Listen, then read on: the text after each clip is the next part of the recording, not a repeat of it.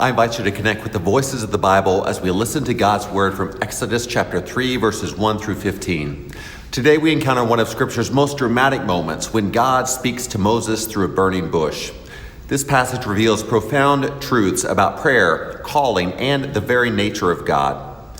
As we journey through this sacred text together, listen for how God might be speaking to you through this ancient story that remains powerfully relevant today. Moses finds himself in Midian, far from Egypt, where he was raised as Pharaoh's grandson.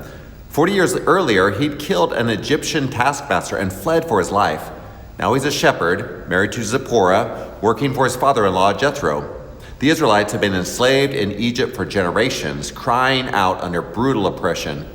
In the ancient Near East, mountains were considered meeting places between heaven and earth.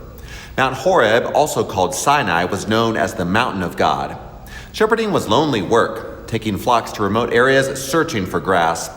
Moses has gone from palace to wilderness, from prince to shepherd, from somebody to nobody.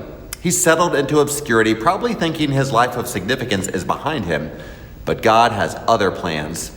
The passage opens with Moses doing ordinary work when he notices something extraordinary, a burning bush, without being consumed. This wasn't a forest fire or desert mirage. This was supernatural, demanding investigation. When Moses approaches, God calls his name twice, Moses, Moses. This double calling indicates urgency and intimacy. God knows Moses personally. Take off your sandals because you're standing on holy ground. Removing shoes showed respect and recognition of sacred space. But notice, the ground wasn't holy because of location. It became holy because God was present. Wherever God meets us becomes sacred ground.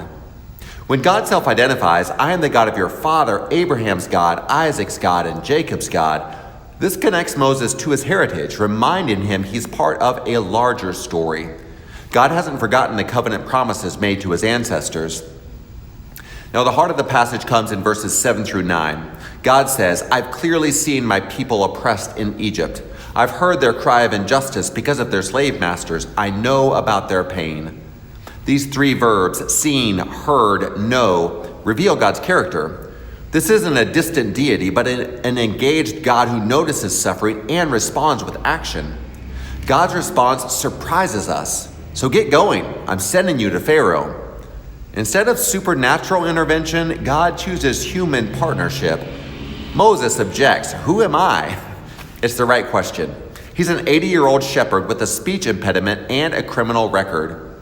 God's answer doesn't address Moses' qualifications, but promises presence. I'll be with you. The climax comes when Moses asks for God's name. Now, in ancient cultures, knowing someone's name meant understanding their character. God responds with the mysterious I am who I am, in Hebrew connected to the word to be. God is existence itself, the ground of all being, eternally present. Tell them I am has sent you. This passage transforms how we understand prayer and calling.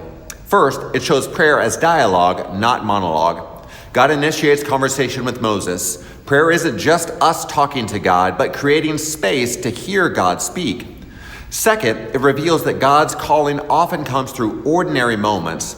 Moses wasn't in a temple or seeking a vision. He was working when God interrupted. Stay alert in your daily routine. Your burning bush might appear during your commute, in a conversation, or through a persistent thought that won't leave you alone.